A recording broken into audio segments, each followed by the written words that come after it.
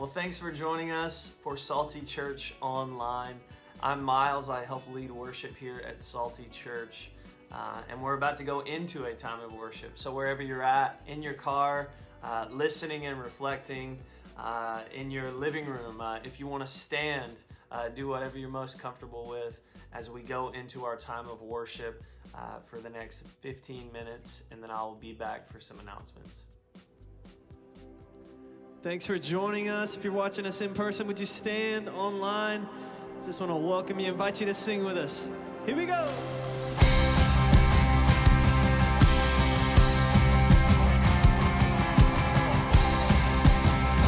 Come on, let's sing together.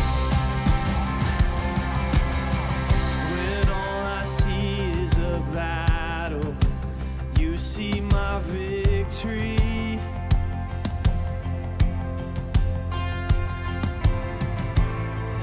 I see is a mountain. You see a mountain move. Here we go. And as I walk through the shadow, your love surrounds me. Come on, I'm thankful today. There's nothing to fear now, for I am safe with you. So when I fight, we say,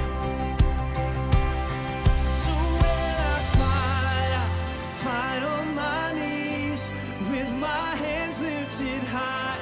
Oh God, the battle belongs to you, and every fear I'll lay at your feet.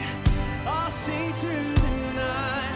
Oh God, the battle belongs to you.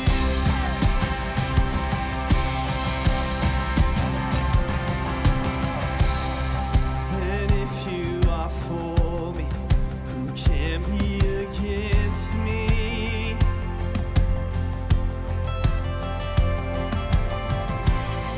For Jesus, there's nothing impossible for you.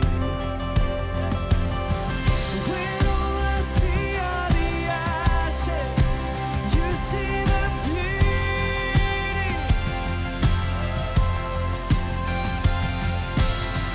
When all I see is a cross, God, you see the empty tomb. Amen.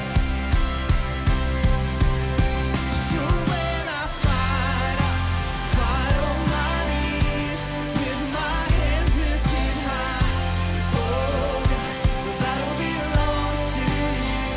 In every fear I lay at your feet.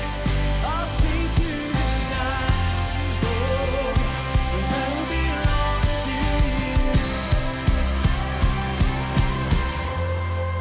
An almighty fortress, you go before us.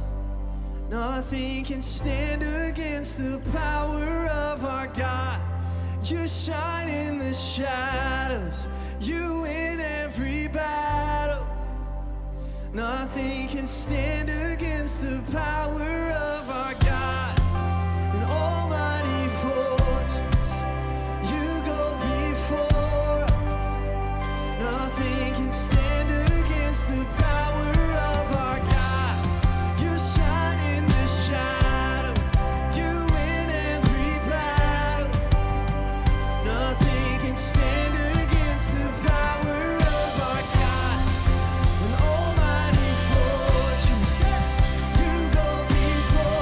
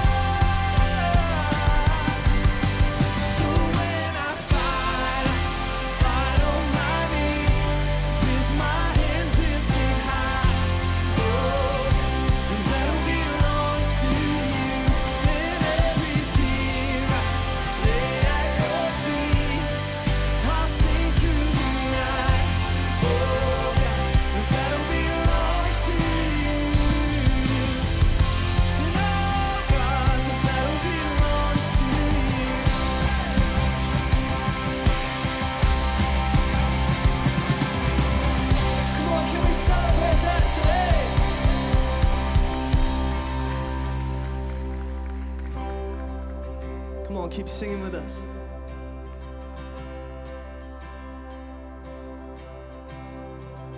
Who am I that the highest king would welcome me? I was lost, but he brought me. Oh, his love for me. Oh, his love for me. Who the sun sets free, oh, is free indeed. I'm a child of God. Yes, I am. Free at last, he has ransomed. His grace runs deep. And while I was a slave to sin, Jesus died for me. Yes, he died for me. Who the Son sets free, oh, is free indeed. I'm a child of God. Yes, I am. In my Father's house, in my Father's house, there's a place for me. I'm a child of God. Yes, I am. I'm chosen, not forsaken. I am who you say I am. You are for me, not against me. I am who you say I am. See that? I am chosen, not forsaken. I am who you say I am. You are for me, not against me. I am who you say I am. Yes, I am who you say I am. Who the Son sets free, oh, is free indeed. I'm a child of God. Yes, I am. In my Father's house, there's a place for me. I'm a child of God. Yes, I am. In my Father's house, there's a place for me. I'm a child of God. Yes, I am. Come on, I'm thankful today that I'm not defined by what the world says about me. Come on, we can sing this with confidence that we are defined by what God says about us. So with that in mind, I want to declare this again. Let's sing it out. I am chosen, not forsaken. I am who you say I am. You are for me, not against me. I am who you say I am. We say, I am chosen, not forsaken. I am who you say I am. You are for me, not against me. I am who you say I am. I am chosen.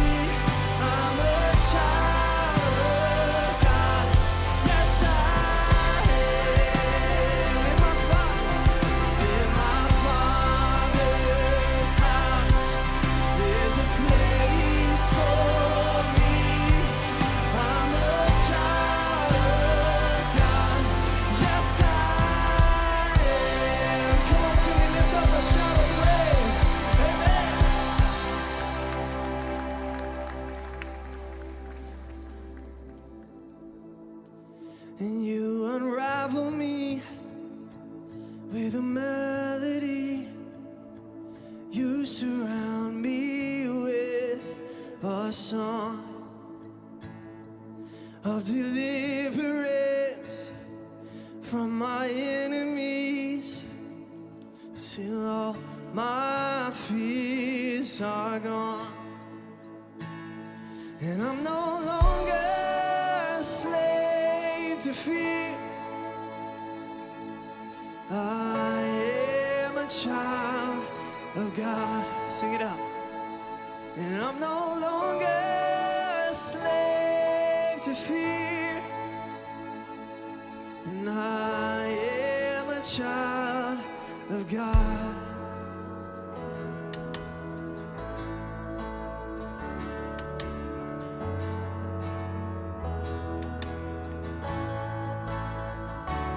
From my mother's womb, you have chosen me. Your love has called my name. I've been born again into your family. Your blood flows through my vein. And I'm no longer a slave to fear. I am a child of God. And I'm no longer a slave to fear. I am a child of God. I'm no longer a slave to fear. I am a child of God. Yes, we are. I'm no longer a slave to fear. I am a child of God.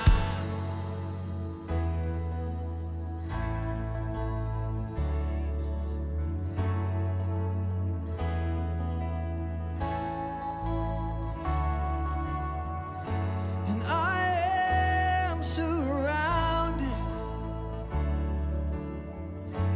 by the arms of the Father. And I am surrounded by songs of deliverance. And we've been liberated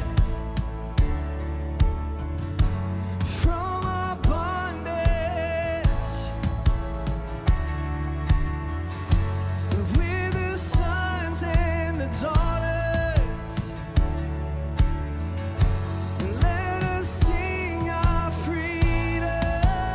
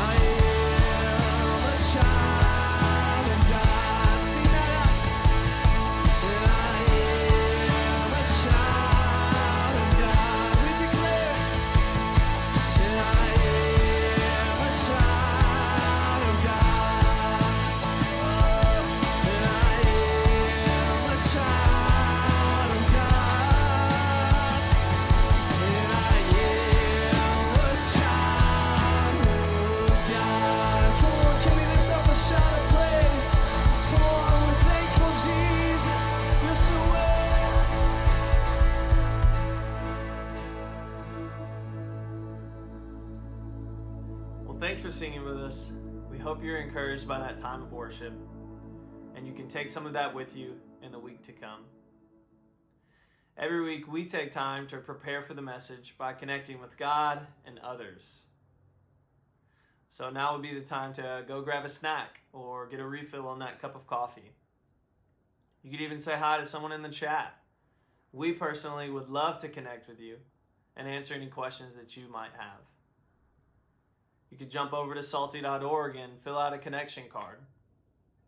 The connection card is our primary tool to get you connected, and you can even include which next steps you would be interested in. You can request prayer, or you can participate in generosity through your giving, all at salty.org. Last week, we looked at the book of Galatians, chapter 2, and verse 20 says, "The life I now live in the body, I live by faith in the Son of God, who loved me and gave himself for me." When we give ourselves to the mission, we reflect the generous nature of our Creator, who willingly gave himself up for us. Our generosity is a way we live for him, and we speak of his generous love. Thank you for partnering with us in our mission to rescue and empower disciples for Jesus. We'll be right back in a couple of minutes with the third installment from our series on the book of Galatians, Identity. Now let's connect.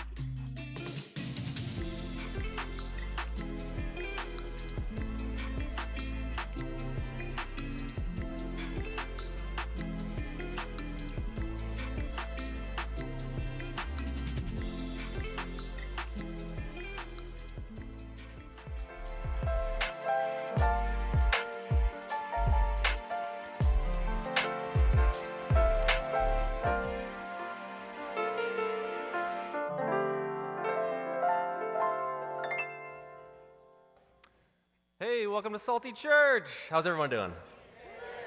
Cool. That was good. All right. Decent. Some claps. Wow. And welcome to everybody online. You can clap again, too. You're not online. You're real people. But they're watching us from their bathrooms right now, which is pretty great. And let's be honest, we all do that. You can see me, but I can't see you. And that's all that matters. Who let me on stage? I don't know. Anyways, my name is Joe. I'm the student pastor here at Salty, which means that I hang out with our middle school and high school age students. I also work with our adult teams that serve in that ministry. It's a privilege and an honor to be here today. We have been in a series called, wait for it, No Other. There it is, No Other. And it's just about the gospel. There's no other way to God than the one that is offered to us through Jesus. And today we're talking about identity, these things that we hold dear to ourselves, right?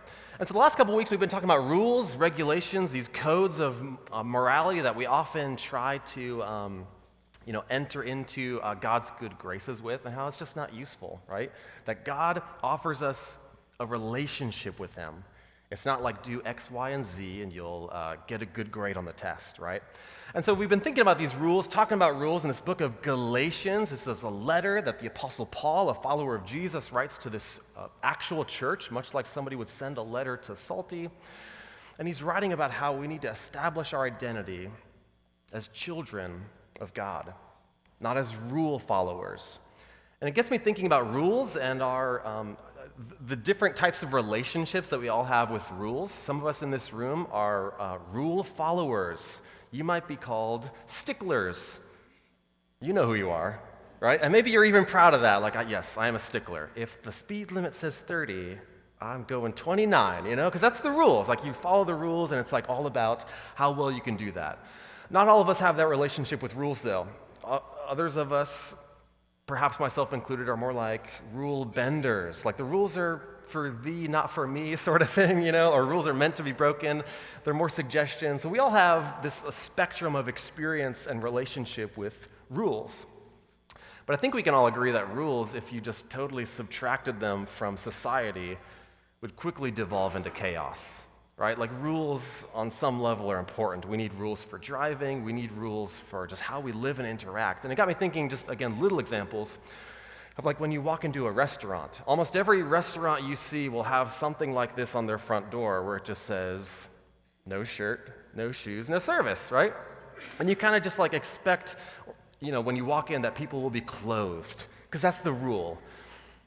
Oh yeah, we live in Florida, so it doesn't matter. But, you kind of expect that there's a certain rule that kind of applies when you go certain places. But then there's other rules that maybe you've had this experience too. You've been reading something or going somewhere, and there's like, how did this rule happen? Like, what happened so that became a rule? And this is what I mean. It's sort of like you'll see things, and it's like, I don't want to know, but I kind of do. Like, what happened that was a rule, Don't sit on the fence. It's not going to work out for you. But this is the reason we need rules, right? Because people are dumb, and they'll do things that surprise you sometimes. So we need rules, we need order, we need kind of established ways of doing things. And so the Apostle Paul, as he's writing this letter to the Galatians, he's talking about our relationship with rules and how rules help guide us and what they accomplish in our lives. And when Paul is talking about rules and law, he's really not talking about this stuff. He's talking about the Old Testament Jewish law, the Torah, maybe the most famous of which is the Ten Commandments, right? Even if you've never set foot in church before, this is your very first time here, you're new to faith, welcome. I'm really glad that you're here. But even if you've never set foot in church before, you've probably heard of the Ten Commandments, and odds are you probably know some of them too. And odds are even greater that you would agree with them. You would say, like, those are good rules to have. Like, we agree, they make a lot of sense, right? It doesn't take us a lot of mental gymnastics to figure it out. And so God literally gives Moses, or Charlton Heston, depending on like what generation you're from, he gives them these stones. Some of you are like, I don't get the reference. I don't even, let's be honest. I just saw this on Google, and I was like, all right, cool. So God literally gives Moses on Mount Sinai and to the Israelite people the set of rules, these commandments, these things to live by. And like I said, even if you've never been in church, you're not a particularly religious person, you've probably heard these and you probably agree with them. And again, just some highlights here for you guys. Honor your father and your mother. Okay, right off the bat, it's like, I'm not sure I agree with that one so much. You haven't met my mom. Just kidding, Mom. I love you. Others may be more standard, right? Don't murder. Anybody object to that one? You in the back. All right, get out of here. This is a little joke for you. Don't commit adultery. Don't steal. Don't lie. Don't covet your neighbor's possessions. That word covet isn't something it's a word we use very often, but it's to jealously desire something, to be consumed with desire for your neighbor's possessions. Your neighbor's got a sweet lawnmower, and it's like, I want that, right? And you would probably agree with these rules, and God gives us these laws, and even today, even if you're not a religious person, like, I think that works. Like that will prevent us maybe from going down into a situation where we don't want to be, even if you're not a religious person. So God gives us these laws, we follow them. And it's easy for us to think, even if you have been in church for a long time, where this is what church is about, that this is what Christianity, this is what religion is about, because God gives us these rules, and a lot of the Bible is about the rules, and so we think it's like the core tenet of what we believe. But as we've been talking the last couple weeks, going through this book of Galatians, where the Apostle Paul, a follower of Jesus, who's called by Jesus, like personally, to lead the church, to establish the church, is talking about how faith in Jesus is the way to God. It's not through adherence to the Ten Commandments or set of rules. It's not about that. In fact, he goes on and he says it so strongly. This is from last week in Galatians chapter 2. He says, no one will ever be made right with God by obeying the law. No one's ever going to be made right with God by obeying the law. It does not serve that function in your life. It does not have that effect for you. Like God gives us this law, and it's kind of a head scratcher, right? Because we think God gives this to us and it's an important thing, and we spend a lot of time in the Bible thinking about the rules. But what are they for? So God gives this to us, and we don't understand what to do with it. And Paul, in verse 24, which we'll read here in a second, he describes the law like this.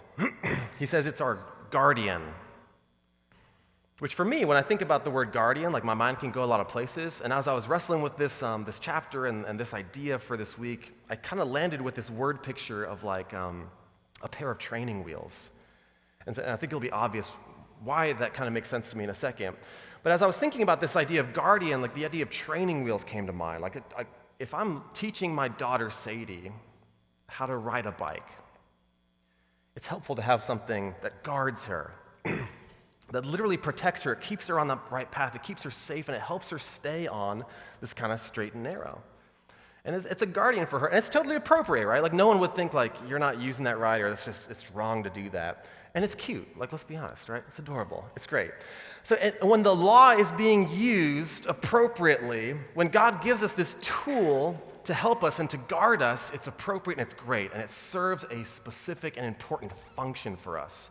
But just like God's law, when it's used outside of that function, when it's used inappropriately, when it's used in a way that it wasn't meant to be used, it's dangerous.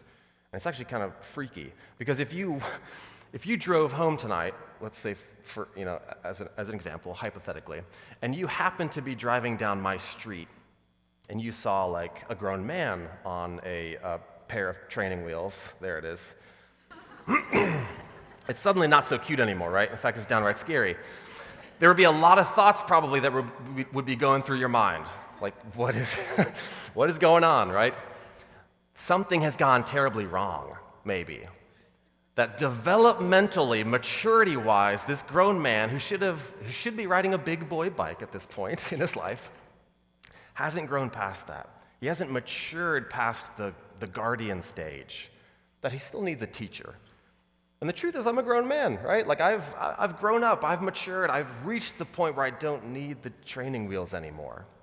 And so as I was thinking about this term, the guardian, like the law is our guardian, it makes me think of the training wheels. Like God gives us the law, he gives it to Moses and the Israelites, and it wasn't meant to do everything. It was a training wheel. And he asks the specific question here. This is from chapter 3. We're in chapter 3 now. Verse 19. The Apostle Paul, he just asks the obvious question. Why then was the law given? Why was the law given? It was given alongside the promise. And when we talk about promise, that's the promise to Abraham, that the whole world would be blessed through him. And really it's talking about Jesus there, because Jesus came from Abraham. It was God's plan to bless the world through Jesus. So when you see the word promise, that just means Jesus.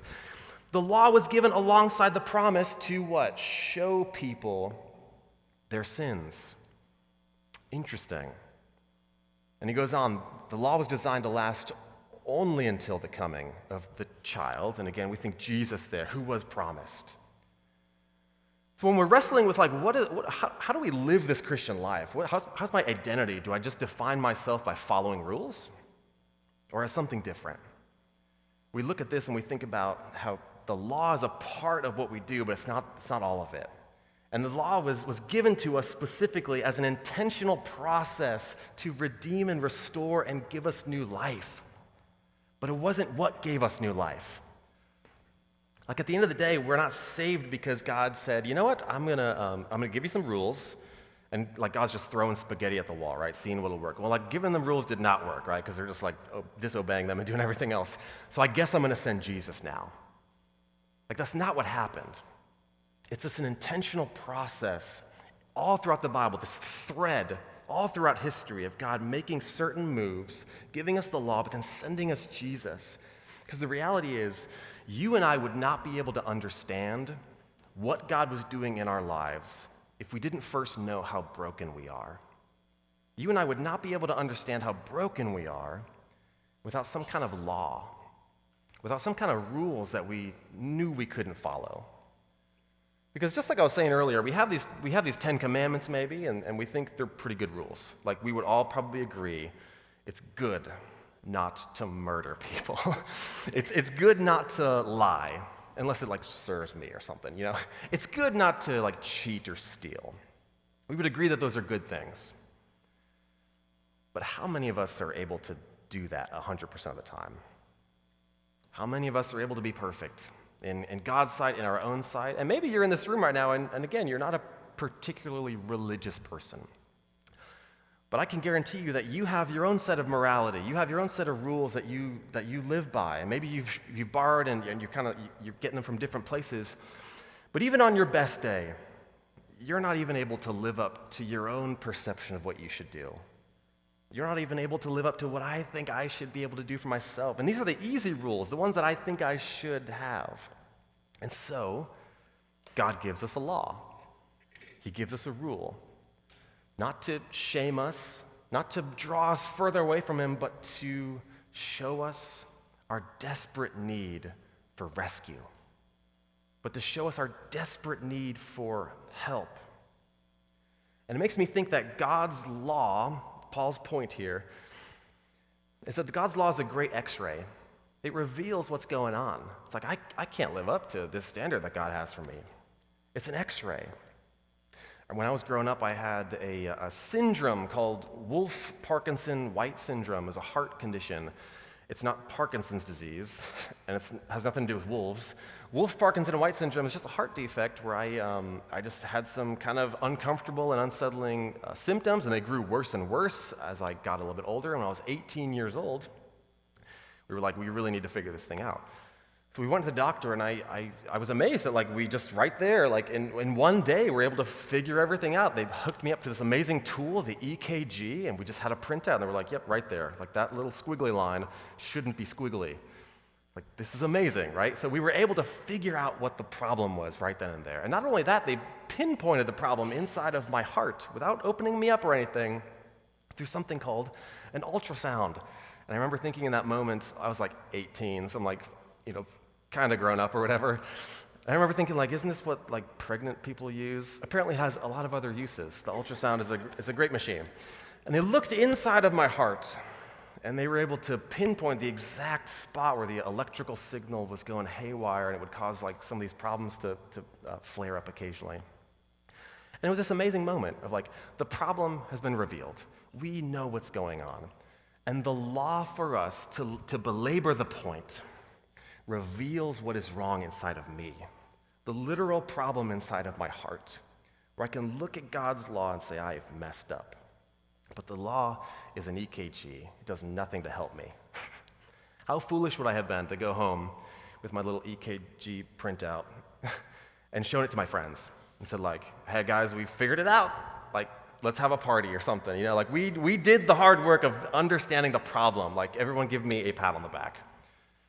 I have not done anything to solve the problem. And I remember a specific conversation in the doctor's office where they told me, like, you don't have, like, it's not that serious of an issue. Like, there's like a 99% chance that you'll be okay, which is always what you want to hear in the doctor's office. you'll probably be good, right? But there's a chance you'll die. And they had this conversation of you don't actually have to have the procedure. You don't have to fix it if you don't want to. And again, in a medical scenario, that's totally fine. Like, there are different reasons for doing different things. But I remember having that conversation with my parents. Like, we know what the problem is. Like, let's fix it. Let's do the hard work and actually solve the problem right now. And for us, God sends us the surgeon, and his name is Jesus. And he's the one who fixes us. And so God, in his wisdom, he has this plan ready, and at a certain time, at a specific way, God sends his son Jesus to earth in the form of a person. It's God wearing flesh, and he lives among us. And he lives this perfect life that you and I could never live. Like, we could never live up to even the simplest tenets of our religion, even like the basic 10 Commandments. Like, we can't do it. But Jesus, he's God and he's person, and he lives that perfect life that you and I never could. And even more amazing, not only that, he dies the death that you and I deserved. That there's this amazing spiritual thing that happens on the cross, and it's a mystery. We really don't know how it works, actually. But this amazing spiritual identity transference happens, where Jesus gives us his goodness. He gives us his sonship, that you are a son and a daughter through faith. And he takes on himself on the cross the burden of our sin and our shame and the things that separate us from God. And in God's wisdom, he doesn't just leave us to be separated from him, but he knows that we need a surgeon, and he gives us Jesus. And so Paul continues onward, and he talks about this way of faith that's been revealed to us, starting in verse 23 here, Galatians 3. And again, he says, before the way of faith in Christ was available to us, we were placed under guard, there's that word, by the law.